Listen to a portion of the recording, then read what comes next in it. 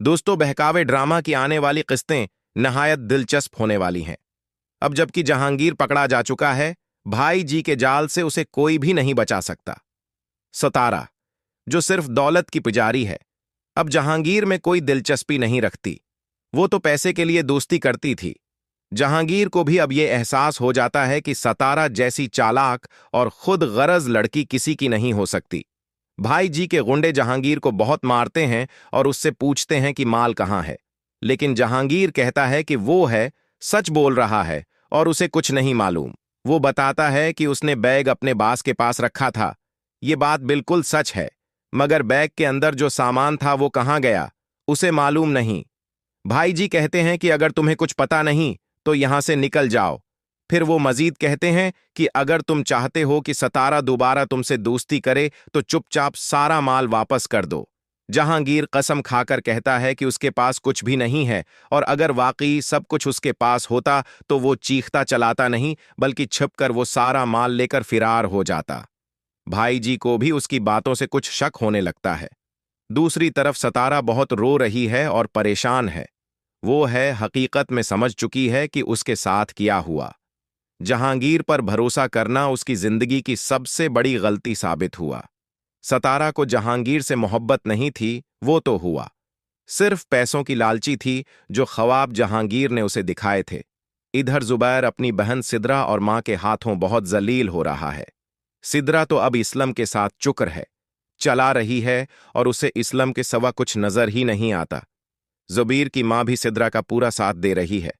वो सोचती है कि मैं फजूल में अपनी बेटी की फिक्र करती रही, तलाक की धमकी ने मुझे डरा दिया। अब वो सोचती है कि इस्लम के साथ सदरा की शादी कर दूं तो हमें कोई नुकसान नहीं होगा। इस्लम कारोबार भी संभाल रहा है और सिद्रा को भी खुश रखेगा, मगर सिद्रा नहीं जानती कि इस्लम के साथ वफादारी की कोई उम्मीद नहीं।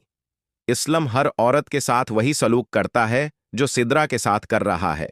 वजीर, जो जबीर की दुकान पर काम करता है, सब कुछ जानता है कि इस्लम दानस्ता चालाकी से सदरा को धोखा दे रहा है। जब सदरा इस्लाम को काल करती है तो वो काल उस पैकर पर वजीर के सामने ही सुनता है और अपनी महबूबा की बातें करता है। वजीर एक शरीफ इंसान है, उसे ये सब कुछ बहुत बुरा लगता है। एक दिन वो अपनी बाइक पर जा है रहा होता है तो देखता है कि इस्लाम सिद्रा को गाड़ी में लेकर घूम रहा है और दोनों बेतकल्फी से बातें कर रहे होते हैं।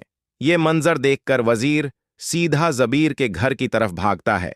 रास्ते में जबीर की मां उसे रोक लेती है और पूछती है कि क्या बात है। वजीर कहता है, उमा जी, आपको पता है उसलम कहाँ है? वो जवाब देती है, दुकान पर ही होगा। वजीर कहता है, नहीं, वो दुकान पर नहीं है, और आपको मालूम है सिद्रा आप ही कहाँ हैं? मां पूछती है, क्या हुआ है सिद्रा को? वजीर कहता है, मैंने अपनी आंखों से देखा है कि इस्लम और सिद्रा दोनों एक साथ घूमने फिरने जा रहे हैं, और मैं ये बात जबीर भाई को बताने आया हूं। इस पर जबीर की मां वजीर को डांटती है और कहती है, यहां से दफा हो जाओ। मुझे मालूम है मेरी बेटी कहां गई है, और तुम्हें उसकी निगरानी करने की जरूरत नहीं। खबरदार, जो तुमने जबीर को कुछ बताया वैसे भी जबीर किया ही कर लेगा। मुझे मालूम है मेरी बेटी के लिए क्या अच्छा है और क्या बुरा। तुम्हें उसके भाई या बाप बनने की जरूरत नहीं।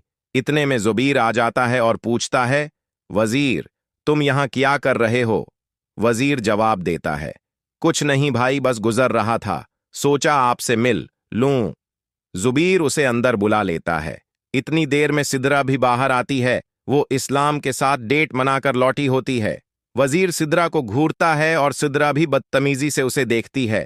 वजीर जबीर को बताता है कि इस्लाम न तो बजली का बिल जमा करवा रहा है और न ही दुकान में माल ला रहा है, बल्कि सारा पैसा अपनी जेब में डाल रहा है। ये सुनकर सिद्रा वजीर पर गुस्से में चलाती है और कहती है, तुम मेरे नीचे काम करते हो और तुम्हारी जबान इतनी चलती है। अब मैं तुम्हारे साथ ऐसा सलूक करूंगी जो तुमने कभी सोचा भी नहीं होगा। दूसरी तरफ सिद्रा ने बड़े बड़े ख्वाब देख रखे हैं कि अब उसे बहुत पैसे मिलने वाले हैं। वो सोचती है कि क्यों ना भाई जी, जो इस पर फदा हो चुके हैं, उन्हीं के साथ काम निकाल लिया जाए, क्योंकि सिद्रा को इस बात से कोई फर्क नहीं पड़ता कि बंदा किस उम्र का है, किस किरदार का है, और पहले से शादीशुदा है या नहीं। उसे सिर्फ इस बात से फर्क पड़ता है कि उसके पास पैसा कितना है। अब वो भाई जी से कहती है कि उस जहांगीर को धक्के मारकर यहां से निकाल दें, मुझे उससे अब कोई बात नहीं करनी। भाई जी उसे दिलासा देते हैं और कहते हैं, तुम फिक्र न करो, हम शादी कर लेंगे और मैं तुम्हें अपनी ख्वाबों की शहजादी बनाकर रखूंगा। सिद्रा खुश हो जाती है और कहती है, अब तो मैं आपको भाई जी नहीं कहूंगी, बल्कि आपके असल नाम से पुकारूंगी। आप कितने अच्छे हैं। और यूं दोनों की अच्छी खासी दोस्ती हो जाती है। इधर जैनब बहुत अफसरदा है क्योंकि उसे अपने शौहर की याद आ रही होती है, लेकिन उसकी बेटियां उसे तसल्ली देती हैं कि वो उसके साथ हैं और उसे किसी की याद करने की जरूरत नहीं। जिया कहती है, बस तुम दोनों मेरा सहारा बन जाओ, मुझे दुनिया में और कुछ नहीं चाहिए। सबा है, बस तुम दोनों मेरा सहारा बन जाओ, मुझे दुनिया में और कुछ नहीं चाहिए। की भी पोजीशन आई है और वो अपनी माँ को यकीन दिलाती हैं कि वो आगे भी दिल लगाकर पढ़ेंगी। जीनत मुस्कुरा देती है और कहती है, मुझे पता है मेरी बेटियां बहुत अच्छी हैं, मगर वो ये नहीं जानती कि दूसरी तरफ जबीर का हाल कितना बुरा है। वो जीनत से मुआफ़ी मांगना चाहता है, मगर उसे ये भी मालूम नहीं कि वो अब कहाँ है, क्योंकि ज़ीनत उसका घर छोड़कर जा चुकी है।